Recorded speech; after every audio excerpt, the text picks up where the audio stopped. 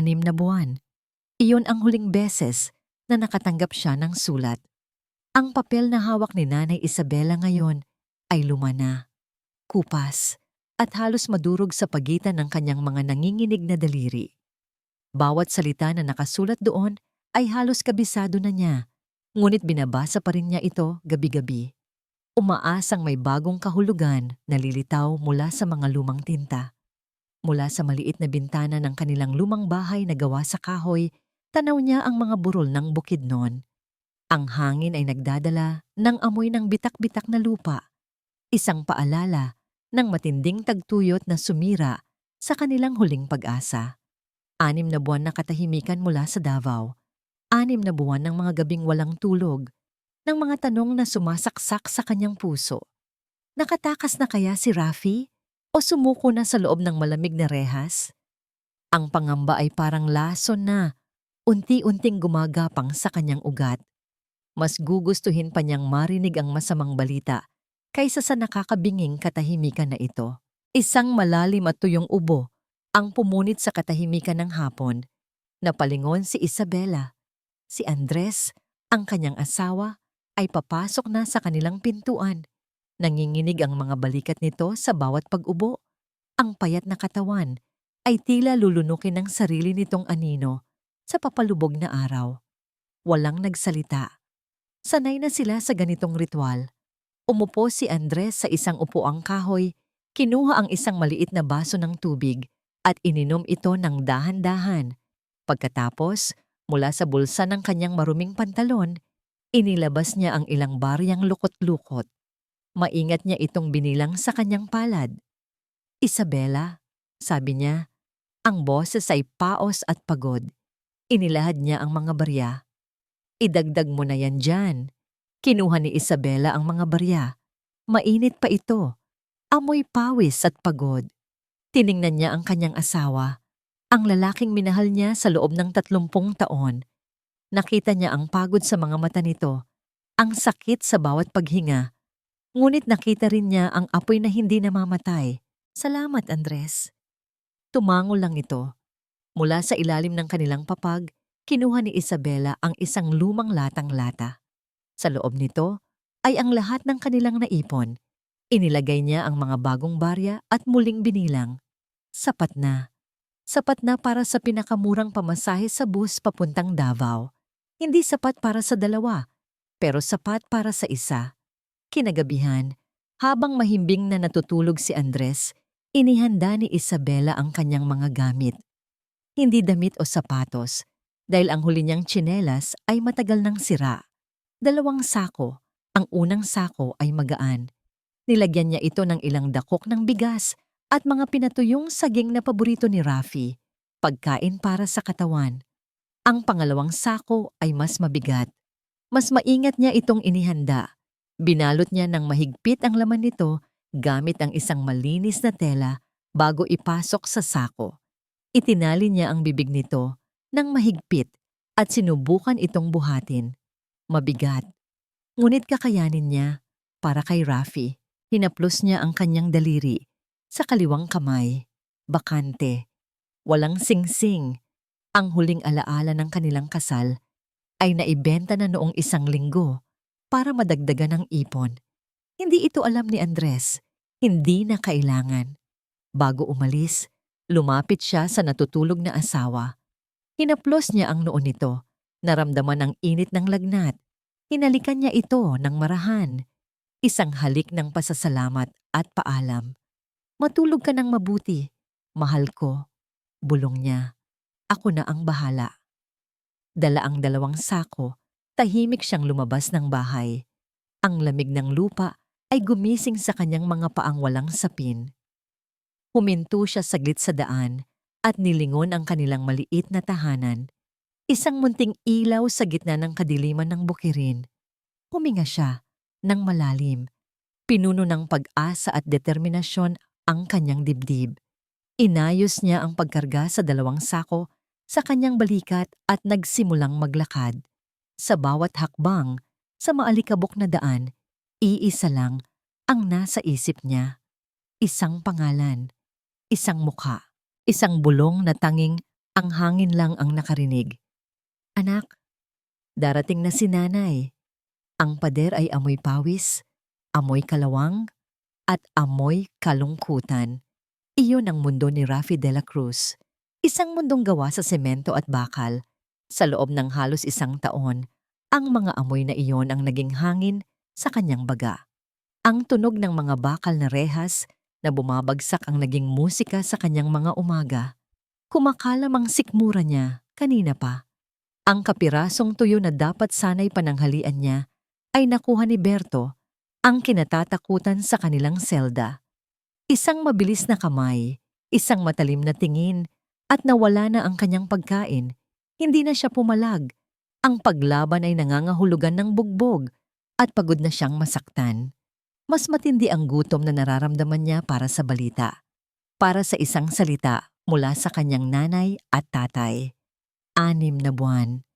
6 na buwan na parang 6 na taon. Nagpapadala kaya sila ng sulat? O kinalimutan na rin siya, tulad ng paglimot sa kanya ng hustisya? Bilanggo, tumayo. Ang sigaw ay yumanig sa buong pasilyo. Oras na para sa bilang. Araw-araw na ritual. Tumayo si Rafi kasama ng iba pa. Pumila ng tuwid. Mga matang nakatingin sa kawalan. Pamilyar na ang lahat. Ang bilang. Ang mga mukha ng gwardiya. Ang bigat ng kadena sa kanilang mga paa. Pero may bago ngayon. Isang boses ang nagsimulang magtawag ng mga pangalan. Hindi pamilyar sa pandinig, ngunit may kung anong kilabot na dala ito. Isang boses na tila nagmula sa isang masamang panaginip na matagal na niyang sinubukang kalimutan. De la Cruz, Rafi! Nanigas si Rafi sa kanyang kinatatayuan. Parang pako na kumaskas sa pader ng kanyang alaala ang boses na yon. Dahan-dahan, itinaas niya ang kanyang tingin. Doon, nakatayo sa tabi ng hepe ng mga guwardya, ay isang lalaking nakasuot ng bagong uniforme. Matikas ang tindig, mayabang ang nangiti. Isang ngiting kilalang-kilala niya, si Marco. Ang kanyang kaibigan, ang kanyang kababata, ang taong kasama niya noong gabing iyon, ang taong nagtulak sa kanya sa impyernong ito. At pagkatapos ay naghugas ng kamay. Nanlamig ang buo niyang katawan. Ang ingay ng bilangguan ay biglang nawala. Tanging ang malakas na pagtibok ng kanyang puso ang kanyang naririnig. Nagtama ang kanilang mga mata. Sa mga mata ni Marco, walang bakas ng pagkagulat. Mayroon lamang panunuya. Kasiyahan. Parang alam ni Marco na darating ang araw na ito. Parang pinaghandaan niya. Kinagabihan, habang naglilinis ng pasilyo si Rafi, naramdaman niya ang isang presensya sa kanyang likuran. Hindi niya kailangang lumingon para malaman kung sino ito. "Kamusta na, Rafi?" sabi ni Marco. Ang boses ay puno ng pekeng pakikiramay. "Mukhang hindi ka hiyang dito, ah." Hindi sumagot si Rafi. Mas binilisan niya ang paglampaso sa sahig. Hinawakan ni Marco ang kanyang balikat at marahas siyang itinulak sa pader. Napaaray si Rafi sa sakit. "Kinakausap kita," sabi ni Marco. Ang boses ay mababa at mapanganib. "Nakalimutan mo na ba ang pinagsamahan natin? Sabi ko sa'yo noon, ako ang bahala sa'yo. Eto na yon, binabantayan kita." "Hayop ka!" Pabulong na sagot ni Rafi, nanginginig sa galit. Tumawa si Marco, isang tawang malamig at walang kaluluwa. "Ganyan ba ang pasasalamat mo? Alam mo ba kung gaano kahirap makakuha ng posisyon dito? Ginawa ko to para sa'yo. Para sa akin? O para siguraduhin hindi ako magsasalita?" Lalong humigpit ang pagkakahawak ni Marco. "Mag-iingat ka sa mga sinasabi mo, De la Cruz. Baka madulas ka." Sa basang sahig. Binitawan siya nito at pinagpaga ng kamay na parang may hinawakang basura. "Nga pala," dagdag ni Marco, may kinuha sa kanyang bulsa, isang sobre, isang sulat, amoy lupa ng Bukidnon. "May nagpadala nito para sa'yo. Pero sa tingin ko, hindi mo na kailangan to. Mas makakabuti siguro kung iisipin mong kinalimutan ka na nila. mas madaling tanggapin ang kapalaran mo. Sa harap mismo ni Rafi, dahan-dahang pinunit ni Marco ang sulat. Bawat piraso ng papel na nahuhulog sa sahig ay parang isang patak ng luhang hindi mailabas ni Rafi. Wala nang naghihintay sa'yo sa labas, Rafi. Wala nang umaasa. Pamilya mo, baka nga nagpapasalamat pa sila na nawala ka. Umikot ang paningin ni Rafi. Gusto niyang sumuntok, sumigaw, magwala. Pero alam niyang wala siyang laban. Ang uniforme ni Marco, ang kanyang kapangyarihan. Ang selda niya ang kanyang kahinaan. Tumalikod na si Marco para umalis, ngunit huminto ito saglit. Lumingon ito, at sa dilim ng pasilyo, ang mukha niya ay mukha ng isang demonyo. Lumapit ito at bumulong sa kanyang tainga. Ang bawat salita ay isang lason. Dito, ako ang batas, at sa ilalim ng batas ko, mabubulok ka. Ang bawat bato sa daan ay parang nag-aapoy na uling. Nararamdaman ni Nanay Isabela ang init na gumagapang mula sa kanyang talampakan pataas sa kanyang mga binti. Ang alikabok ay kumakapit sa kanyang balat na pinapawisan, nag-iiwan ng mga guhit ng putik. Ilang araw na siyang naglalakad at ang tanawin ay halos hindi nagbabago. Mahahabang kalsada, mga tuyong bukirin, at ang araw na walang awang bumubuhos ng init. May mga bus at jeep na dumadaan, nag-iiwan ng maitim na usok at ingay. Minsan, isang malaking truck ang bumusina nang malakas sa kanyang likuran, muntik na siyang matumba sa gulat. "Tumabi ka dyan, matanda! Abala ka sa daan!" Sigaw ng driver, ang muka ay galit. Napayuko na lang si Isabela at humakbang papunta sa gilid, sa may matataas na damo. Hinintay niyang makalayo ang truck bago bumalik sa paglalakad. Hindi siya umiimik. Ang lakas niya ay nakalaan para sa bawat hakbang, hindi para sa pakikipagtalo. Ang dala niyang pagkain ay paubos na. Ang gutom ay parang hayop na kumakagat sa kanyang tiyan. Sa isang maliit na bayan na kanyang nadaanan, nakakita siya ng isang babaeng nagtitinda ng mga prutas sa bangketa. Lumapit siya, dala ang kahihiyan. "Ale," mahinang sabi niya, "pwede po bang tumulong? Maglilinis po ako o magbubuhat. Kapalit lang po ng kahit kaunting pagkain." Sinuri siya ng tindera mula ulo hanggang paa.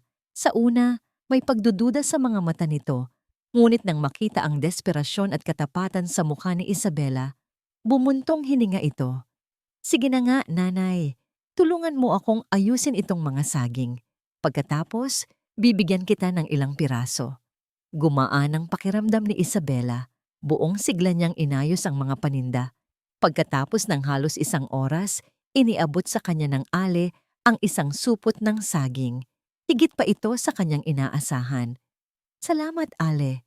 Pagpalain ka ng Diyos," sabi niya. Halos maiyak sa pasasalamat. Nang gabing iyon, nagsimulang pumatak ang ulan. Malalaki at mabibigat na patak. Nakita ni Isabela ang isang simbahan sa di kalayuan. Sumilong siya sa may pintuan nito, niyakap ang 2 sako para protektahan mula sa basa. Ang lamig ay nagsimulang tumagos sa kanyang manipis na damit. Isang pinto ang bumukas, isang madre ang lumabas, may hawak na lampara. "Inay, pumasok po kayo. Masama ang panahon," sabi ng madre sa malumanay na boses. Dinala siya nito sa isang maliit na kusina sa likod ng simbahan at binigyan ng isang mangkok ng mainit na lugaw. Habang kumakain, naramdaman ni Isabela ang init na bumabalik sa kanyang katawan. Bawat subo ay parang isang biyaya. "Saan po ang punta ninyo, inay?" tanong ng madre. "Sa Davao po, sister. Dadalawin ko ang aking anak." Tumango ang madre, puno ng pag-unawa ang mga mata.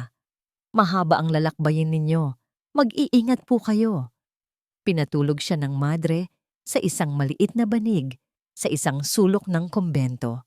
Bago matulog, sa katahimikan ng gabi, dahan-dahang binuksan ni Isabela ang pangalawang sako. Hindi niya inilabas ang laman. Sinilip lang niya ito.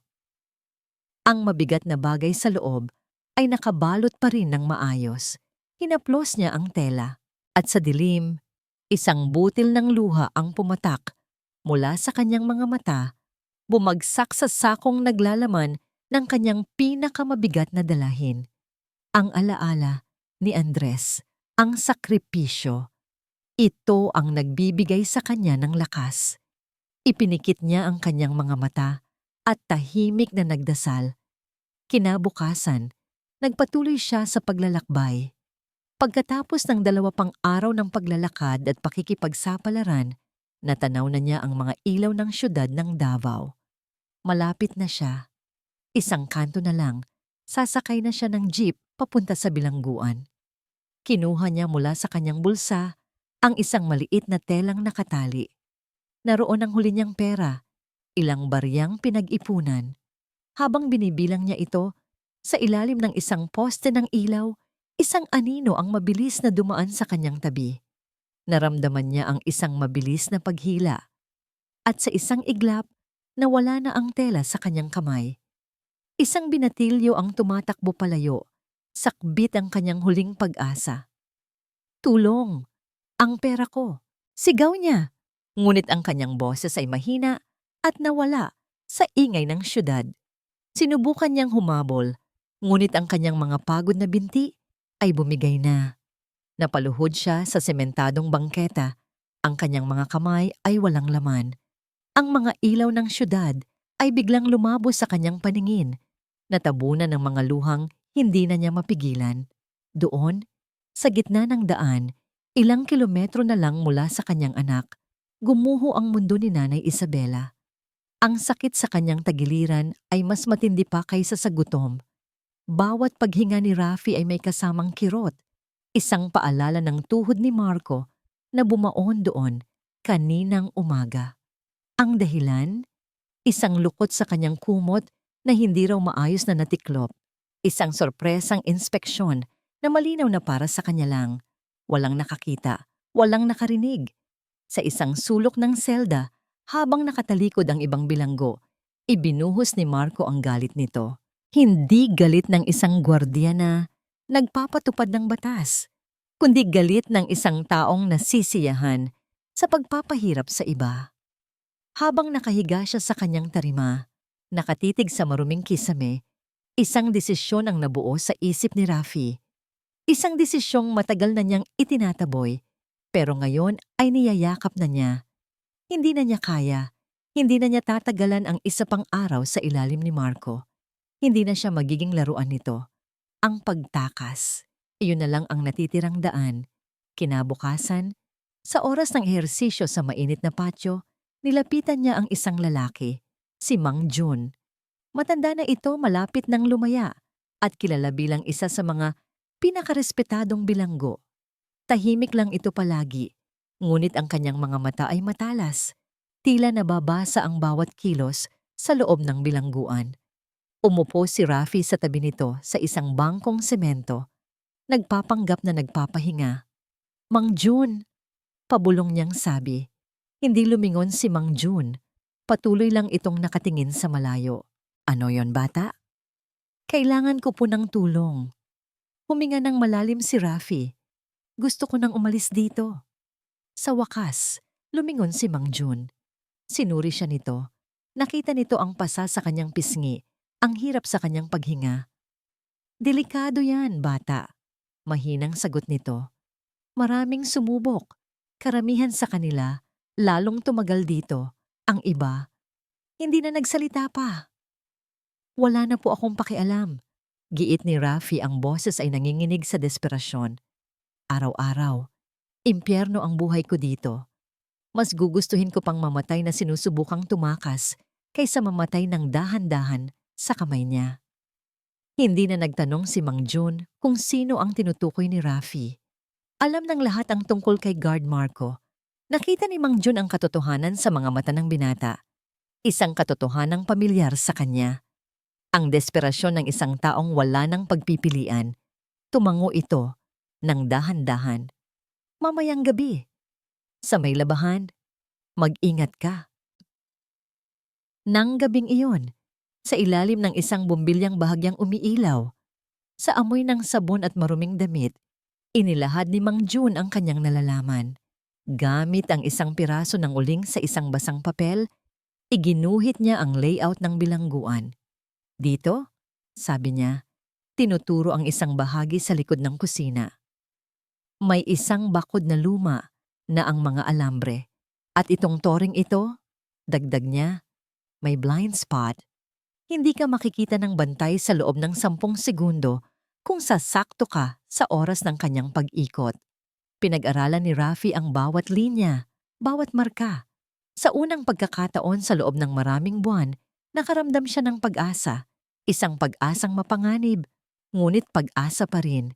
Itinago nila ang papel sa ilalim ng natatanggal na swelas ng luma niyang tsinelas. Kailan ang pinakamagandang pagkakataon? Tanong ni Rafi. Bukas. Araw ng dalaw. Sagot ni Mang Jun. Magiging abala ang karamihan sa mga gwardya.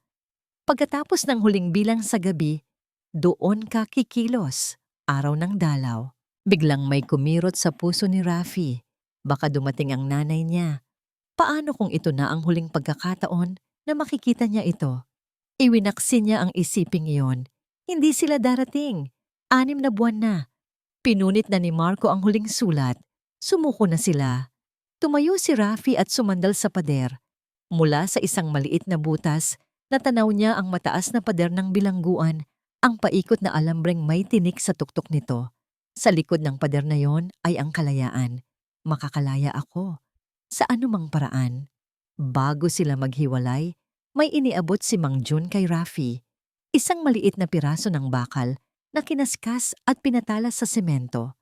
Malamig ito at matalim sa kanyang palad. Ano to? Tanong ni Rafi. Tiningnan siya ni Mang Jun ng diretso sa mata. Ang mga mata nito ay seryoso at puno ng babala. Gagamitin mo lang to kapag wala ng ibang paraan. Bulong nito. Bukas ng gabi. Ang mga luha sa kanyang mata ay natuyo. Nag-iwan ng malagkit na pakiramdam sa kanyang pisngi. Nakaluhod pa rin si Nanay Isabela sa bangketa. Yakap ang 2 sako habang ang ingay ng syudad ay tila isang halimaw na gustong lumamon sa kanya. Wala na. Wala na ang huli niyang pera. Naisip niyang sumuko. Naisip niyang bumalik na lang sa bukid noon. Dala ang kabiguan. Ngunit paano? Paano niya haharapin ang alaala ni Andres kung hindi niya natupad ang kanilang huling pangarap? Paano niya sasabihin sa puntod nito na hindi niya nakita ang kanilang anak? Isang diip na luma ang huminto sa kanyang tapat. Bumukas ang pinto sa gilid ng driver. Nanay, ayos lang po kayo? Tanong ng isang lalaking may bigote. Ang muka ay puno ng pag-aalala. Nakita ko po ang nangyari. Halika na po. Sakay na kayo. Saan po ba ang punta ninyo? Sa una, nag-atubili si Isabela. Ang tiwala niya ay ninakaw kasama ng kanyang pera. Ngunit may kabaitan sa mga mata ng lalaki. Isang kabaitang matagal na niyang hindi nakikita. Sa Davao Penal Colony po. Pautal niyang sagot. Tumango ang driver. Malapit na yan dito. Ihahatid ko na po kayo. Huwag na po kayong mag-alala sa bayad. Dala ang pasasalamat na hindi niya masabi sa salita. Sumakay si Isabela. Habang umaandar ang jeep, tahimik siyang nagdasal. Isang biyaya sa gitna ng kasawian. At pagkatapos ng ilang minuto, natanaw na niya. Isang mataas na pader na kulay abo, napapalibutan ng alambreng may tinik na kumikinang sa sikat ng araw. Sa tuktok ay mga toring bantayan. Ito ang lugar na kumulong sa kanyang anak. Para kay Isabela, ito ang tarangkahan ng impyerno. Bumaba siya ng jeep, nagpasalamat ng paulit-ulit sa driver at humakbang papalapit sa malaking bakal na gate. Ang mga gwardiyang nakabantay ay may matitigas na mukha. Ang kanilang mga mata ay malamig at walang emosyon. Sino ang dadalawin? Tanong ng isa. Ang boses ay magaspang. Si Rafi de la Cruz po. Tinuro ng gwardiya ang isang maliit na gusali sa gilid. Pumunta ka doon. Magpalista ka. Pumasok si Isabela sa isang silid na puno ng mga tao. Mga ina, ama, asawa at anak na naghihintay. Iba-iba ang itsura, ngunit pare-pareho ang lungkot sa kanilang mga mata. Inabutan siya ng isang papel at ballpen. Tinitigan niya ang papel. Puno ito ng mga linya at maliliit na letra na hindi niya maintindihan. Hindi siya marunong bumasa o sumulat. Hinawakan niya ang ballpen. Naramdaman ang kahihiyan na gumuhit sa kanyang mukha. Nanay, tulungan ko na po kayo, sabi ng isang babaeng katabi niya na marahil ay napansin ang kanyang pag-aalinlangan. Itinuro ng babae kung saan niya isusulat ang pangalan, ang pirma, at kung ano ang relasyon niya sa bilanggo. Isang malaking tulong. Pagkatapos, oras na para sa inspeksyon. Inilapag ni Isabela ang 2 sako sa isang mahabang mesa. Isang gwardyang masungit ang nagbukas sa mga ito. Kinalkal nito ang unang sako. Ang laman ay bigas at tuyong saging. Walang interes. Ngunit nang buksan nito ang pangalawang sako, kumunot ang noo nito. Ano to? Tanong nito. Habang tinutusok-tusok ng isang patpatang telang nakabalot. Sa mabigat na laman nito, bumilis ang tibok ng puso ni Isabela. Mga gamit lang po para sa kanya. Damit at tabon. Pagsisinungaling niya, ang boses ay bahagyang nanginginig. Tiningnan siya ng gwardiya ng may pagdududa. Sa isang saglit, akala ni Isabela ay bubuksan nito ang balutan. Ngunit marahil dahil sa kanyang itsura, isang matandang babaeng pagod at marumi, o marahil dahil nagmamadali lang ito, sumimangot ito at itinulak pabalik sa kanya ang mga sako. Sige na, pumasok ka na. Maghintay ka doon. Nakahinga ng maluwag si Isabela. Mabilis niyang kinuha ang kanyang mga dala at pumasok sa waiting area. Isang mahabang silid na may mga bangkong kahoy. Umupo siya sa isang bakanting pwesto. Inilapag ang mga sako sa kanyang paanan at niyakap ang mga ito na parang kayamanan. Pinagmasdan niya ang ibang pamilya. May isang batang asawa na may kargang sanggol. May isang matandang ama na tahimik na nakayuko. Lahat sila ay naghihintay, nag-aasam. Katulad niya, lumipas ang isang oras. Bawat minuto ay parang isang taon. Bawat pangalang tinatawag na hindi sa kanya ay isang maliit na kabiguan. Nagsimula siyang kabahan. Paano kung may nangyari? Paano kung hindi na niya makita si Rafi? At pagkatapos, isang boses ang umalingaw-ngaw mula sa isang lumang speaker sa pader. Ang tunog ay metaliko at walang pakiramdam. Rafi de la Cruz, may bisita ka. Huminto ang pagtibok ng puso ni Nanay Isabela. De la Cruz, tayo! Ang sigaw ng gwardiya ay pumunit sa pag-iisip ni Rafi. Nakaupo siya sa kanyang tarima. Pinapakiramdaman ng piraso ng bakal na nakatago sa kanyang baywang. Malamig, nakahanda. Ang kanyang isip ay isang magulong halo ng takot at determinasyon.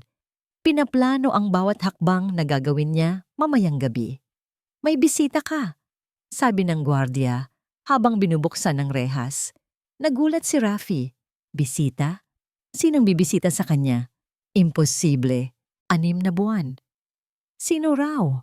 Tanong niya. Ang boses ay magaspang. Abay malay ko. Tumayo ka na dyan at huwag ka nang magtanong. Sumunod si Rafi. Habang naglalakad sila sa mahabang pasilyo papunta sa visitation area, ang kanyang puso ay nagsimulang tumibok ng mabilis, hindi sa pananabik, kundi sa pagkalito. Kung hindi ito ang kanyang pamilya, sino? Baka naman isa itong patibong ni Marco. Nang malapit na sila sa pinto, nakasalubong nila si Marco. Nakatayo ito, nakasandal sa pader, ang mga braso ay nakakrus sa dibdib. Isang mapanuyang ngiti ang gumuhit sa kanyang mga labi.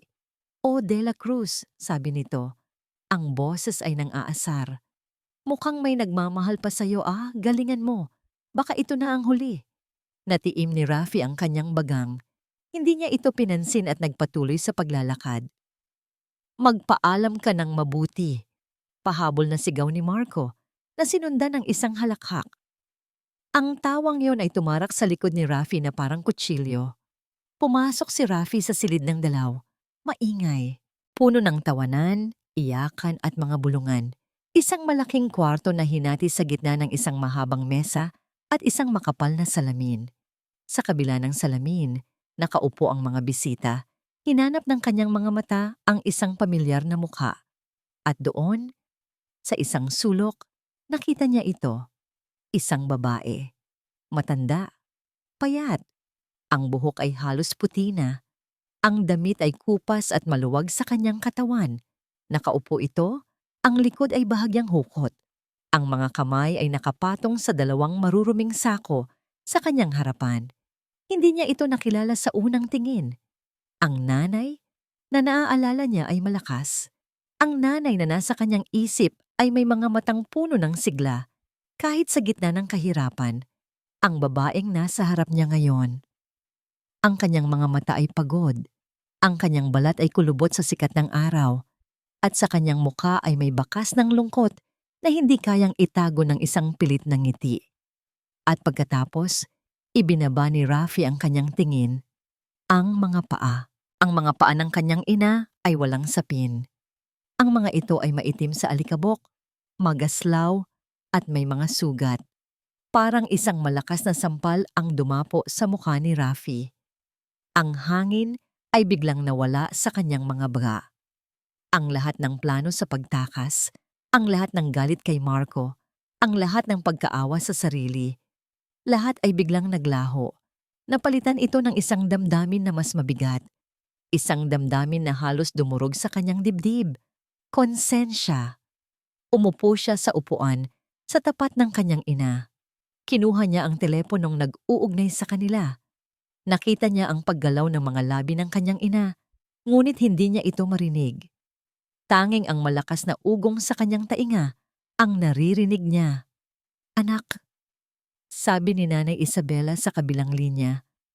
Ang boses ay nanginginig. Ngumiti ito, isang ngiting pilit, isang ngiting mas masakit pa kaysa sa pag-iyak. Kamusta ka na? Hindi makasagot si Rafi.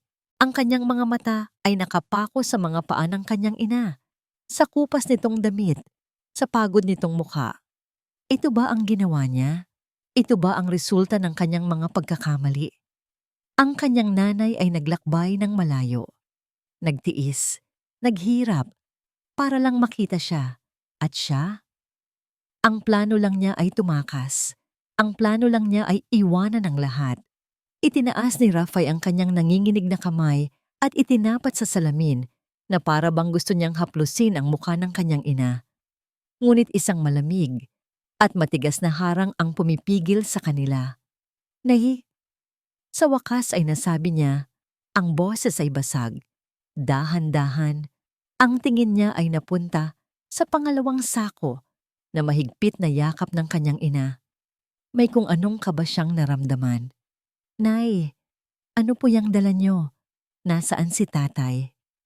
Ang nangiti sa labi ni Nanay Isabela ay dahan-dahang naglaho.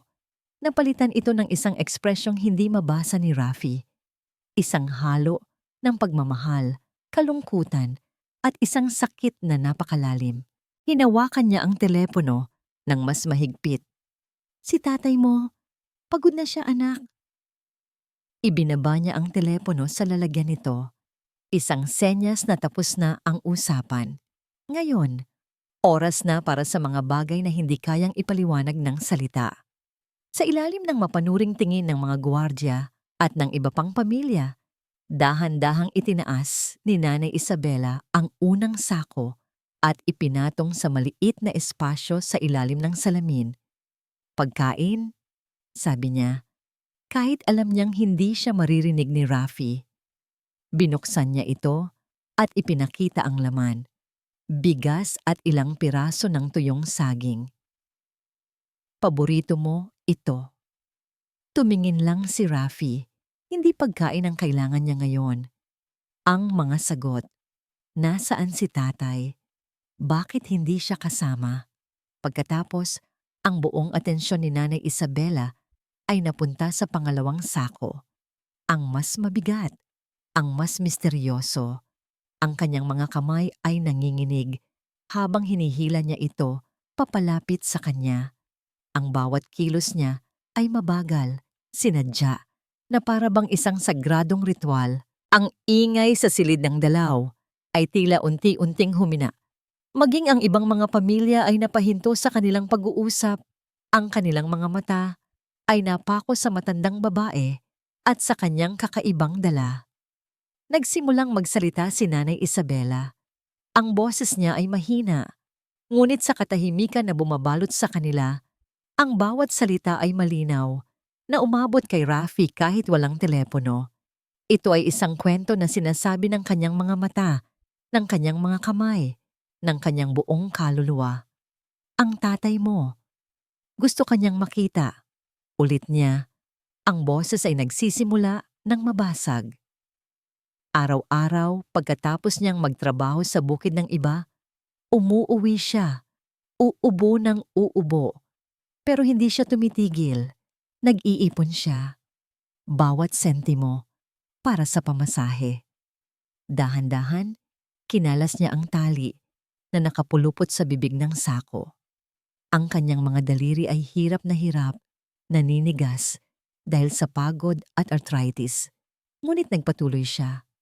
Noong isang linggo, pagkatapos niyang magbuhat ng mga sako ng kopra buong araw, hindi na niya kinaya. Bumagsak siya, anak. Isang kolektibong buntong hininga ang narinig sa silid. Si Rafi ay nanigas sa kanyang upuan, ang kanyang mga mata ay nanlalaki, hindi makapaniwala sa naririnig. Hindi pwede. Natanggal na ni Nanay Isabela ang tali. Ibinuka niya ang bibig ng sako. Maingat niyang ipinasok ang dalawang kamay sa loob at dahan-dahang inilabas ang laman. Hindi ito damit, hindi ito sabon. Ito ay isang lumang banga na gawa sa putik. Isang urn, selyado ang takip nito. Ang buong silid ay napuno ng nakabibinging katahimikan. Walang humihinga, walang kumikilos.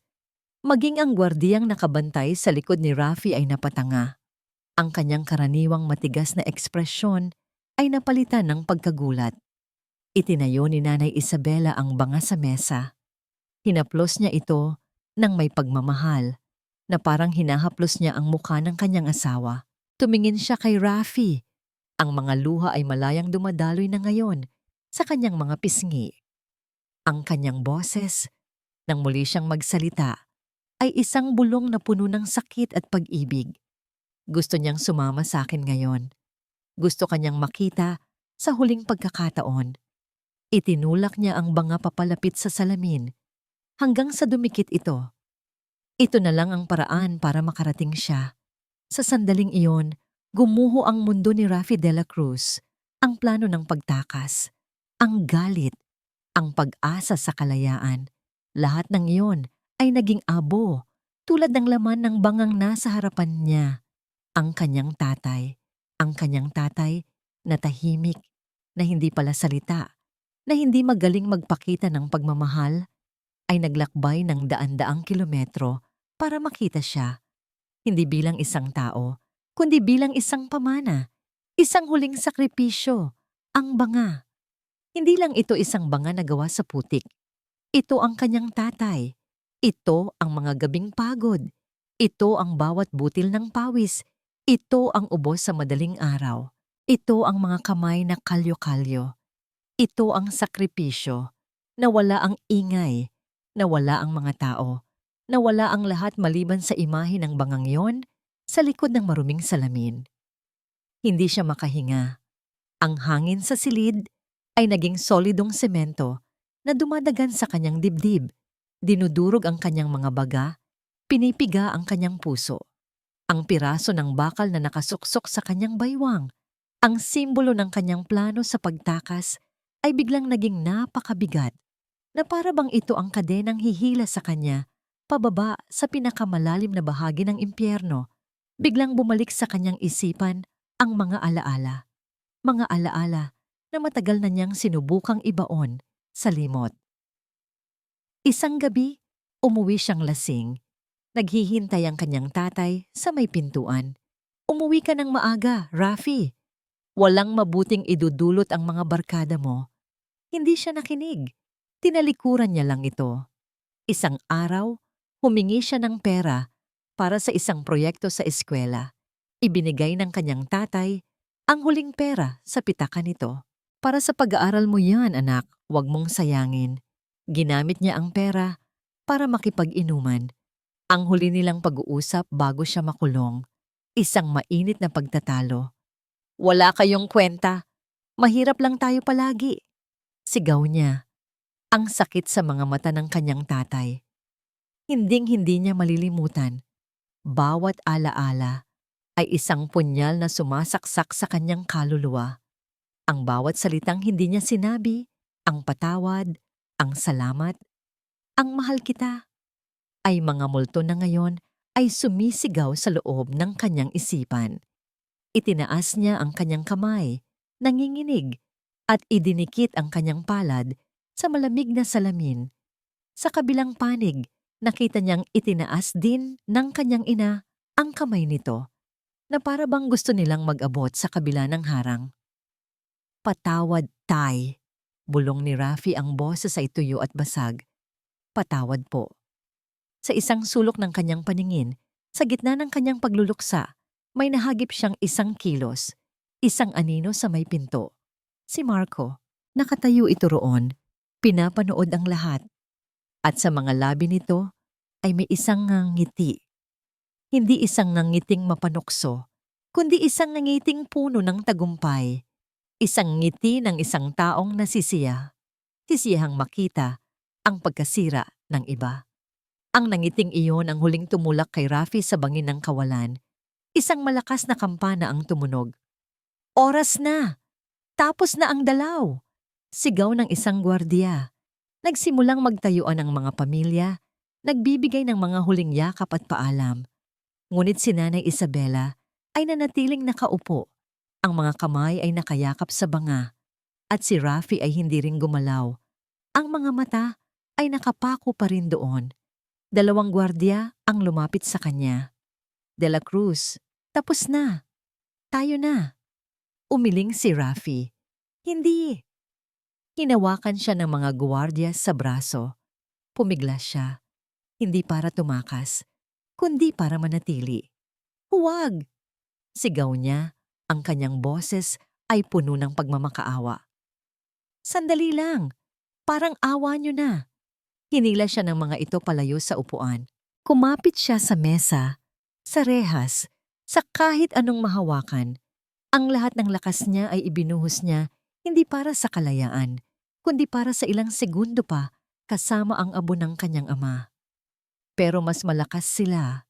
Kinaladkad nila siya palayo. Ang kanyang mga paa ay humihilahod sa semento. Ang kanyang mga mata ay hindi bumibitaw sa tanawin sa likod ng salamin. Ang mukha ng kanyang ina na basang-basa sa luha at ang bangang naglalaman ng lahat ng kanyang pagsisisi. Habang papalayo sila, habang papalabo ang imahe ng kanyang ina, isang sigaw ang kumawala mula sa kanyang lalamunan. Hindi ito sigaw ng galit. Hindi ito sigaw ng paghihimagsik. Ito ay sigaw ng isang kaluluwang nadurog. Ang bus pauwi ay kabaligtaran ng kanyang paglalakbay papunta. Walang bigat sa kanyang mga balikat dahil ang bigas ay naibigay na. Ngunit ang bigat sa kanyang dibdib ay mas matindi pa sa pinagsamang bigat ng 2 sako. Nakaupo si Nanay Isabela sa tabi ng bintana. Sa kanyang kandungan, mahigpit niyang yakap ang banga na ngayon ay nakabalot na muli sa isang malinis na tela. Ang dating laman ng 2 sako, ang kanyang asawa, ang kanyang si Andres. Pinagmasdan niya ang mga tanawing mabilis na lumilipas, mga puno, mga bahay, mga bukirin. Ito rin ang mga tanawing nakita niya noong papunta. Ngunit ngayon, iba na ang kahulugan ng lahat. Ang bawat puno ay tila yumuyuko sa pagluluksa. Ang bawat bahay ay tila isang paalala ng tahanang hindi na magiging buo pa. Natupad na niya ang kanilang misyon. Nakita ni Andres ang kanilang anak. At nakita niya sa mga mata ni Rafi ang isang bagay na matagal na niyang hindi nakikita. Pagsisisi. Isang tunay at malalim na pagsisisi. Masakit ang naging kapalit, ngunit sa kaibuturan ng kanyang puso, naramdaman ni Isabela na ang pagkamatay ng kanyang asawa ay hindi nawalan ng saysay. Ito ay isang binhi. Isang binhi ng pagbabago na itinanim sa tigang na lupa ng puso ng kanilang anak. Pagdating niya sa Bukidnon, ang pagod ay bumalot sa kanyang buong katawan. Tahimik siyang pumasok sa kanilang maliit na bahay. Ang katahimikan sa loob ay nakakabingi. Wala na ang ubo ni Andres. Wala na ang tunog ng mga baryang binibilang nito sa gabi. Sa isang maliit na mesa sa sulok, gumawa siya ng isang munting altar. Inilagay niya roon ang banga. Kumuha siya ng ilang ligaw na bulaklak sa labas at inilagay sa isang baso. Nagtulos siya ng isang kandila. Sa liwanag ng kandila, ang anino ni Isabela ay sumasayaw sa dingding. Dalawa sila ngayon ng kanyang asawa sa silid na yon. Kinabukasan, sinimulan niyang ayusin ang mga gamit ni Andres, ang mga damit nito na amoy lupa at pawis, ang mga luma nitong kasangkapan sa pagbubukid. Bawat bagay ay may dalang alaala. Sa ilalim ng kanilang lumang papag, may isang kahon na gawa sa kahoy. Ang taguan ni Andres ng mga importanteng bagay. Binuksan niya ito. Sa loob ay may mga lumang litrato, isang rosaryo, at isang maliit na kwaderno. At sa ilalim ng lahat ng iyon, may isang sobre. Nakasulat dito ang kanyang pangalan, Isabela. Ang sulat ay luma na. Ang papel ay naninilaw na. Alam niyang sulat kamay ito ni Andres. Kahit pa hindi siya marunong bumasa. Ang mga letra ay hindi perpekto, halatang pinaghirapan. Dala ang sulat, lumabas siya ng bahay at naglakad papunta sa bahay ng kanilang kumpare, ang tanging tao sa kanilang lugar na pinagkakatiwalaan niyang basahin ito para sa kanya. Habang naglalakad, mahigpit niyang hawak ang sobre. Ano kaya ang laman nito? Isang habilin? Isang paalam? Umupo sila sa ilalim ng isang puno ng mangga. Dahan-dahang binuksan ng kanyang kumpare ang sobre at nagsimulang basahin. Ang mga unang salita pa lang, naramdaman na ni Isabela ang pag-init ng kanyang mga mata. Isabela, mahal ko. Basa ng kanyang kumpare, ang boses ay puno ng respeto. Kung binabasa mo ito, marahil ay pagod na ang katawan ko at nagpapahinga na sa piling ng may kapal. Madilim, malamig, tahimik. Ito ang parusa para sa panggugulo. Sa visitation area, isang maliit na seldang hiwalay sa lahat na tinatawag nilang Bartolina. Walang bintana, walang kasama, walang kahit ano maliban sa sahig na semento at ang sarili mong mga demonyo. Para kay Rafi, hindi ito parusa. Ito ay isang biyaya.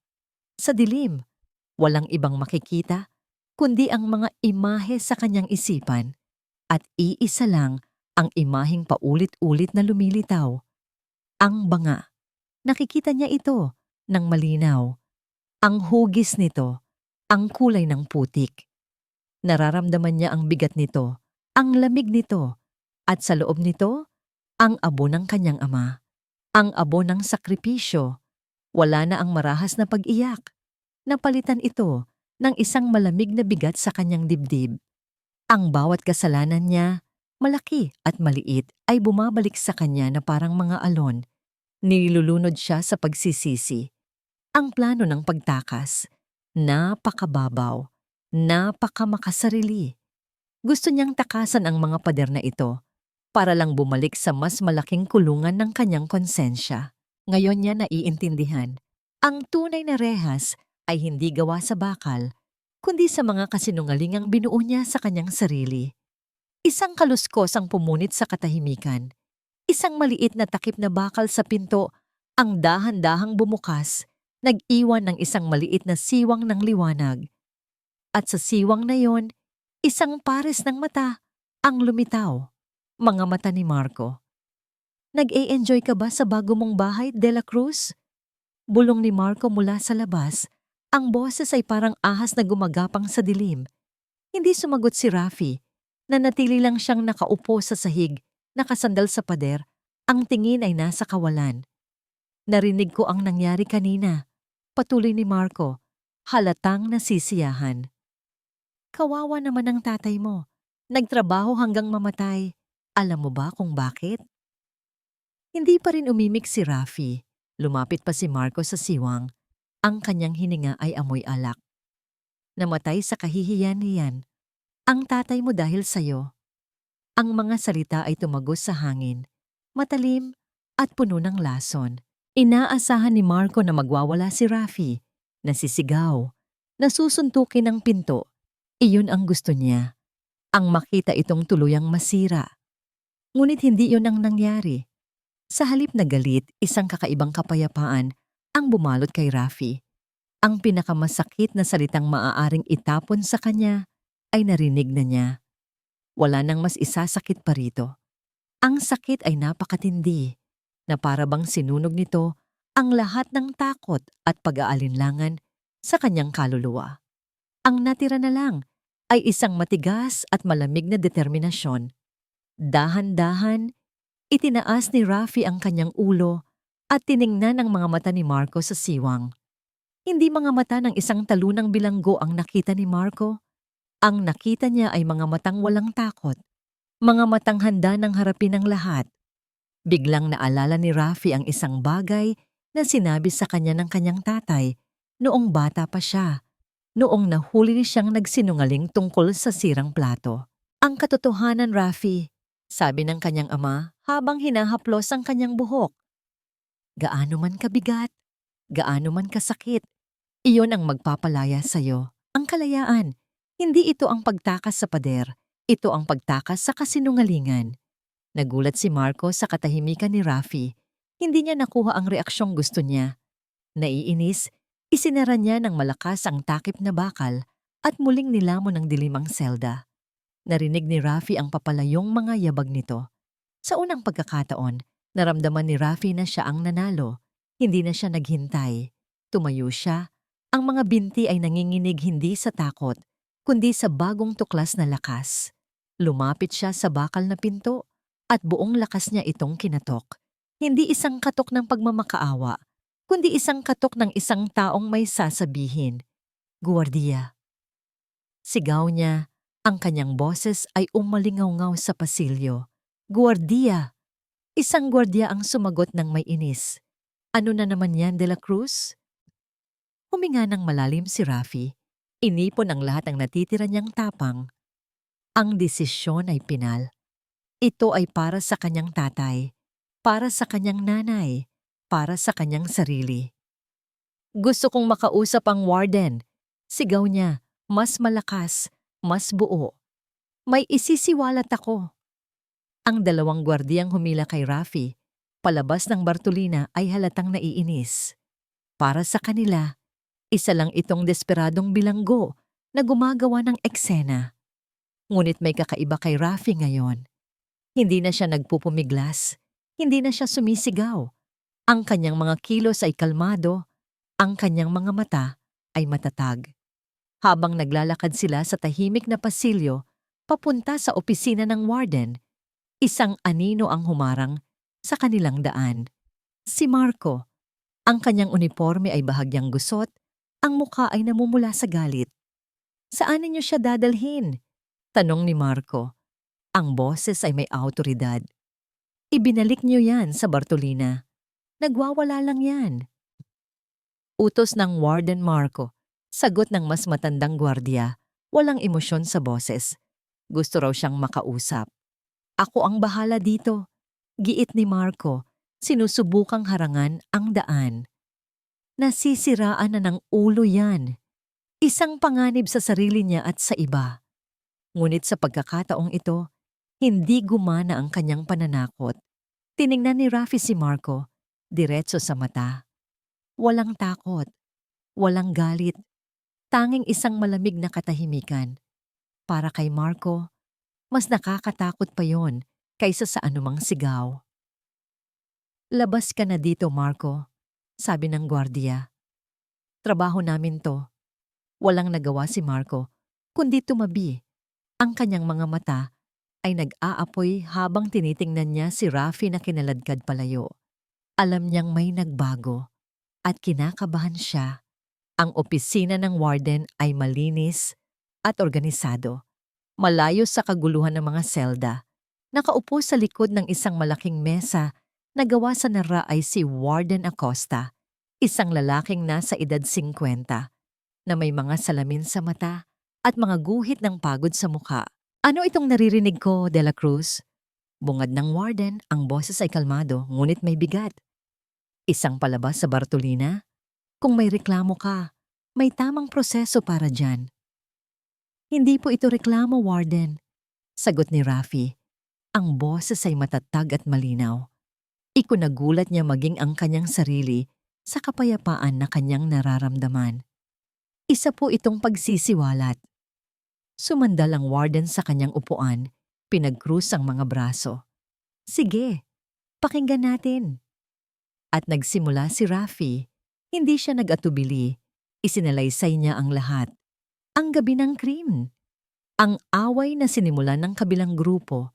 Ang pagbunot ni Marco ng kutsilyo. Ang isang saksak na hindi niya ginawa.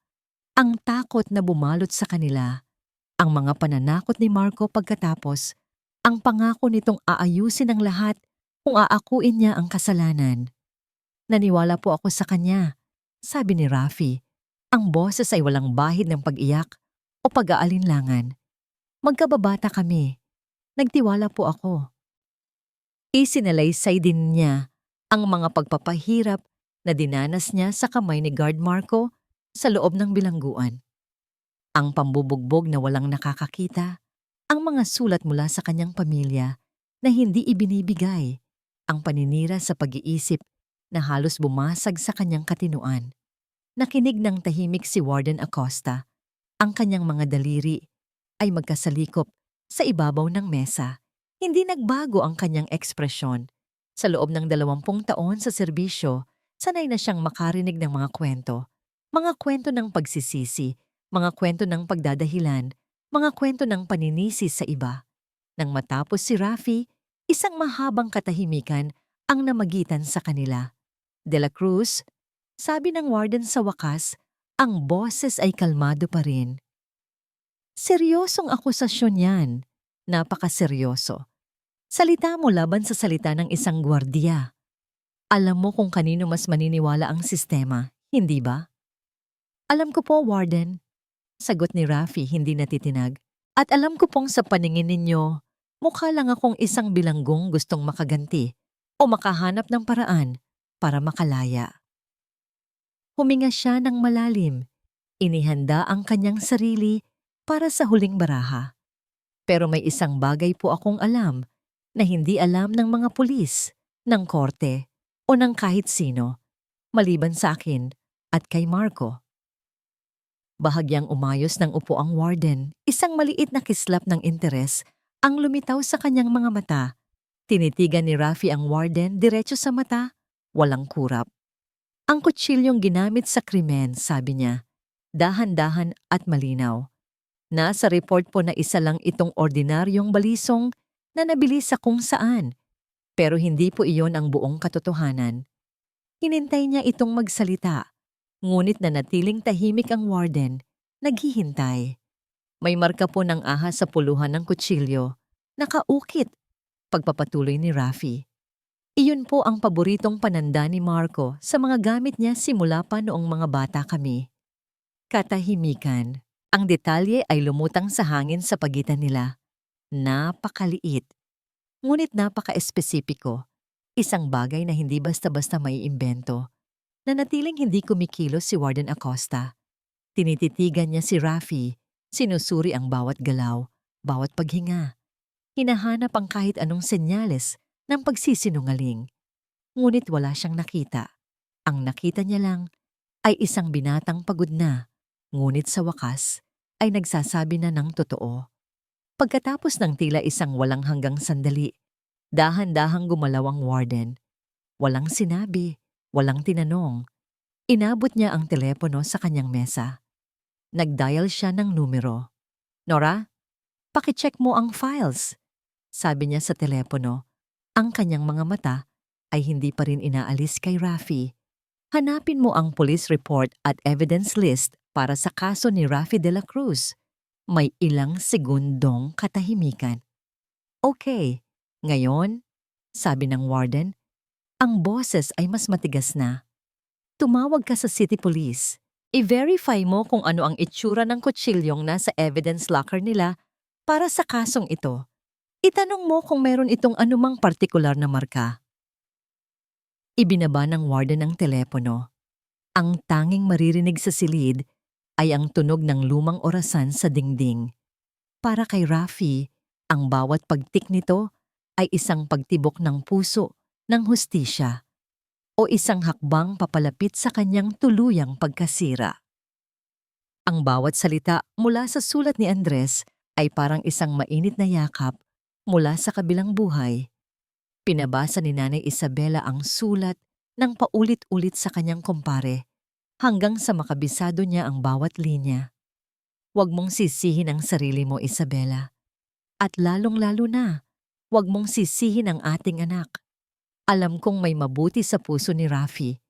Naligaw lang siya ng landas dahil sa mga maling kaibigan. Matagal na akong nag-aalala sa batang Marco na, yan, Marco. Nang marinig muli ang pangalang iyon, isang malamig na kilabot ang gumapang sa likod ni Isabela. Ang mga hinala ng kanyang asawa. Ang mga kwento ng pagpapahirap ni Rafi. Lahat ay nag-uugnay. Pinunasan niya ang kanyang mga luha habang naglalakad pa uwi. Dala ang sulat na tila isang hiyas. Hindi na ito mga luha ng purong kalungkutan. Ito ay mga luha ng pag-unawa, ng panghihinayang, at ng isang bagong determinasyon. Ang kanyang pagluluksa ay nagkakaroon ng bagong anyo, naging lakas. Pagdating niya sa bahay, habang nakaupo siya sa harap ng munting altar para kay Andres, isang kapitbahay ang humahangos na dumating. Aling Isabela, may tawag po kayo sa telepono sa bahay ng kapitan. Mula raw sa Davao, abogado daw po. Napatayo si Isabela. Ang puso niya ay kumabog ng malakas. Abogado? Bakit? May nangyari ba kay Rafi? Dali-dali siyang naglakad papunta sa bahay ng kapitan ng barangay. Nanginginig ang kamay niya nang abutin ang telepono. Hello? Si Isabela de la Cruz po ito. Ginang de la Cruz, magandang hapon po. Ako po si Attorney Reyes, isang public attorney. Sabi ng boses sa kabilang linya, formal at malinaw. Tumatawag po ako tungkol sa anak ninyong si Rafi. Ano po ang nangyari sa anak ko, attorney? Tanong niya, halos hindi humihinga. Huminahon po kayo, Ginang de la Cruz. Maayos po ang kalagayan niya, sabi ng abogado. May mahalaga po siyang isiniwalat sa warden kagabi tungkol sa kanyang kaso. Isang bagong investigasyon ang binuksan. May binanggit siyang isang gwardiya na nagngangalang Marco. Napahawak si Isabela sa kanyang dibdib. Totoo nga. Kailangan po namin ng kahit anong makakapagpatibay sa kwento ng anak ninyo, patuloy ng abogado. Kahit anong ebidensya o kahit character witness laban sa Marco na ito. Malaking tulong po sana kung makapunta kayo dito para sa mga darating na pagdinig. Pagkatapos ng tawag, tulala si Isabela. Ang mga piraso ng palaisipan ay nabubuo na. Ang binhi na itinanim ng sakripisyo ni Andres ay nagsisimula ng tumubo. Bigla, may naalala siya. Ang kahon na gawa sa kahoy, ang kuwaderno. Halos takbuhin niya ang daan, pabalik sa kanyang bahay. Dumiretso siya sa ilalim ng papag at muling binuksan ang kahon. Kinuha niya ang maliit at lumang kwaderno ni Andres. Hindi ito diary na may mga petsa, kundi isang koleksyon ng mga saloobin, mga listahan ng utang at mga dasal na isinulat ng kanyang asawa sa tuwing may bumabagabag dito. Dinala niya ito pabalik sa kanyang kumpare. Pakiusap, basahin mo ito para sa akin. Hanapin mo ang pangalang Marco. Binuklat ng kanyang kumpare ang mga pahina. Karamihan ay mga numero at mga simpleng pangungusap. Ngunit sa isang pahina sa bandang gitna, huminto ito. Eto, sabi nito, Binasa nito ng malakas. 12 ng Marso. Muling umuwi ng gabi si Rafi kasama si Marco. Nag-amoy alak. Nag-aalala ako sa batang Marco na laging kasama ni Rafi. Iba ang tingin ng matang yon. Parang may dilim sa loob. Sana ay gabayan ng Diyos ang aking anak palayo sa masamang impluensya. Iyon na yon, isang patunay, isang boses mula sa hukay. Ang mga salita ni Andres, walang pag-aalinlangan, walang pag-aatubili. Kinagabihan, muling nag-empake si Nanay Isabela. Ngunit sa pagkakataong ito, hindi pagkain ang laman ng kanyang sako, kundi ang sulat at ang kwaderno ni Andres, maingat na binalot sa isang malinis na tela. Kinabukasan, bago sumikat ang araw, muli siyang tumayo sa kalsada, naghihintay ng unang bus na dadaan. Ang kanyang mga paa ay pagod pa rin, ngunit ang kanyang tindig ay matatag. Ang kanyang mukha ay may mga guhit pa rin ng kalungkutan, ngunit ang kanyang mga mata ay nag-aapoy sa determinasyon. Sumakay siya sa bus, umupo sa tabi ng bintana, at mahigpit na niyakap ang daladala. Hindi natakot ang laman ng kanyang dibdib, kundi tapang. Hindi naabo ng nakaraan ng kanyang dala, kundi ang katotohanang magbibigay liwanag sa hinaharap. Ito ang kanyang huling sandata para sa hustisya ng kanyang anak at para sa kapayapaan ng kanyang asawa. Ang mga sumunod na linggo ay tila isang panaginip para kay Rafi.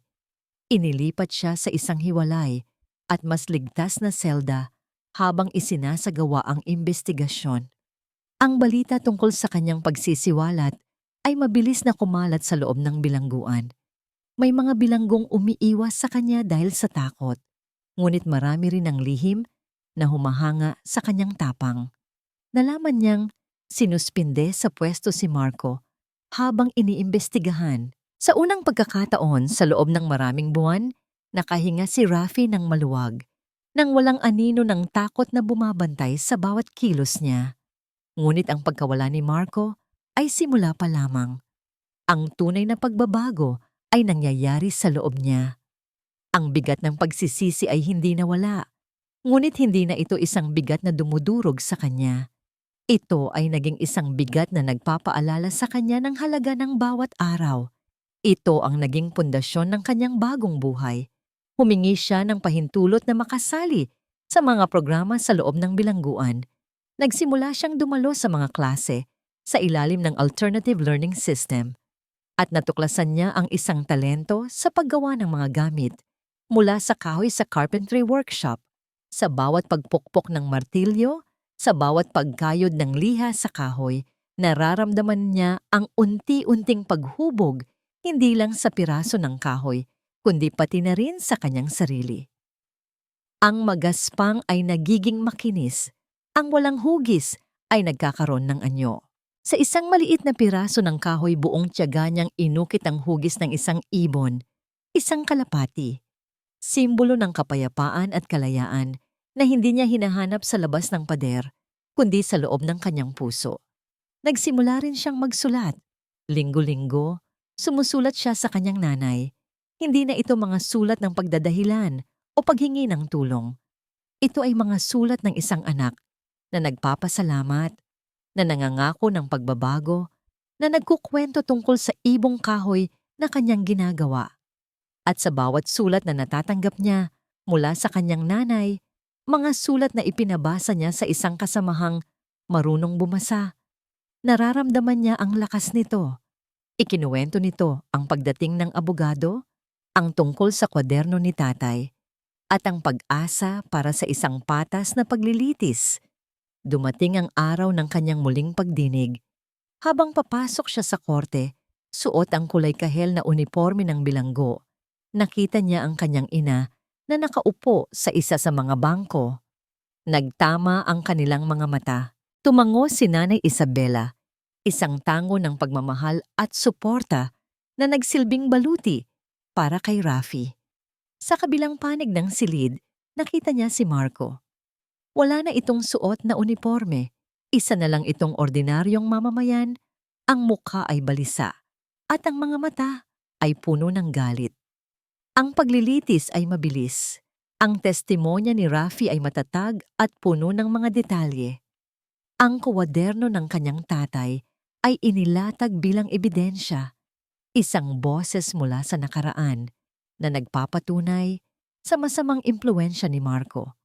At ang pinakamalaking ebidensya, ang kumpirmasyon mula sa police lab na ang kutsilyo ay mayroon ngang nakaukit na ahas sa puluhan. Isang detalyeng si Rafi lang ang nakakaalam. Tinawag si Marco sa witness stand. Paulit-ulit siyang nagsinungaling, ngunit ang kanyang mga salita ay walang bigat. Ang kanyang mga kwento ay puno ng butas. Sa isang pagkakataon, nagtama ang kanilang mga mata ni Rafi. Sa unang pagkakataon, nakita ni Rafi hindi ang isang demonyo, kundi isang taong duwag, isang taong nalulunod sa sarili niyang mga kasinungalingan. Wala nang takot si Rafi sa kanya. Pagkatapos ng lahat ng testimonya, ang tanging natira ay ang paghihintay. Tumayo ang hukom, hawak ang isang papeles. Ang buong silid ay nabalot ng katahimikan. Sa liwanag ng mga bagong ebidensya at testimonya, simula ng hukom, napapikit si Rafi. Hinawakan ni Nanay Isabela ang rosaryo sa kanyang kamay ng mahigpit. Ito na ang sandali ng paghuhukom. Ang pagpukpok ng malyete ng hukom ay umalingaw-ngaw sa buong silid.